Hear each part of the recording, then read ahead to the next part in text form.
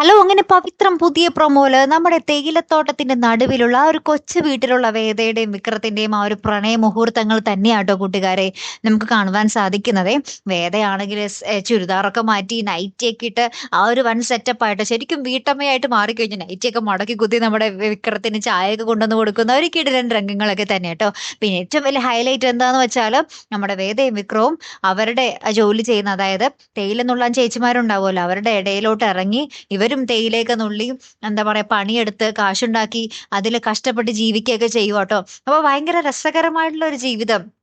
ലളിതമായിട്ട് പണിയെടുത്ത് കാശുണ്ടാക്കിയും എന്താ പറയാ ഇവരുടേതായിട്ടുള്ള ഒരു പ്രണയവും പാട്ടുപാടലും ആ ഒരു തേയിലത്തോട്ടത്തിന്റെ ഉള്ളിൽ കൂടിയുള്ള പാട്ടും എന്താ ആട്ടവും പാട്ടവും എല്ലാം കൂടെ കൂടിയ ഒരു കിടിലൻ റൊമാൻറ്റിക് രംഗങ്ങളൊക്കെ തന്നെയാട്ടോ കൂട്ടുകാരെ നമുക്ക് കാണുവാൻ സാധിച്ചത്. പക്ഷെ ഏറ്റവും ഒടുവില് ഒരു രംഗം നമ്മളെ കാണിക്കുന്നുണ്ട്.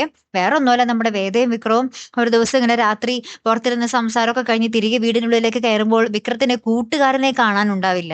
എന്നിട്ട് ഇവര് രാത്രിക്ക് രാത്രി രണ്ടുപേരും രണ്ട് സ്ഥലത്തേക്ക് ഈ തേയിലത്തോട്ടത്തിന്റെ ഉള്ളിൽ കൂടെ ആ കൂട്ടുകാരൻ അന്വേഷിച്ച് ഇങ്ങനെ എന്താ പറയാ ഭയങ്കര സങ്കടപ്പെട്ട് ഇങ്ങനെ ഓടി നടന്ന് അന്വേഷിക്കുന്ന ഒരു രംഗങ്ങളാണ് ഏറ്റവും ഒടുവിൽ കാണുവാൻ സാധിച്ചത്.